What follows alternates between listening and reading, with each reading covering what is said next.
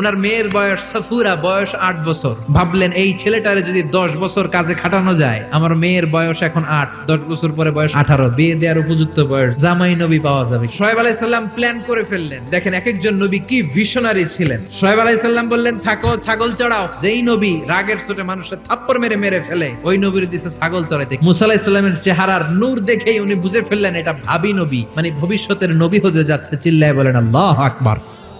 সাইয়েদনা মুসা আলাইহিস সালাম প্রথম দিন ডিউটি করতে গেলেন মরুভূমিতে। যে দেখে অনেক ছাগল খালি ভ্যা ভ্যা করে, ডান দিকে ধরলে বাম দিকে দৌড় দেয়, বাম দিকে গেলে ডানে দৌড় দেয়। এত বড় শক্তিশালী নবীরে নাস্তানাবুদ করে ছেড়ে দেয় ছাগলগুলো। ঘামতে ঘামতে মুসা আলাইহিস সালাম শেষ। ডিউটি শুরু হলো, বছরের পর বছর যায়, নবী মুসার রাগও কমে না, ছাগল চড়ানো বন্ধ হয় না। ওনার একটা লাঠি ছিল, ওই লাঠি দিয়ে পিটাইতে শুরু করলেন। পিটাইয়া ছাগলগুলোরে আধামারা করে ফেলতেন উনি। এত মেজাজ ছিল, কিন্তু মেজাজ নরম হয় না। পিটাতে পিটাতে, ছাগল চড়াতে চড়াতে 10 বছরের ব্যবধানে মেজাজ কিছুটা নরম হয়ে গেল। সর্বশেষ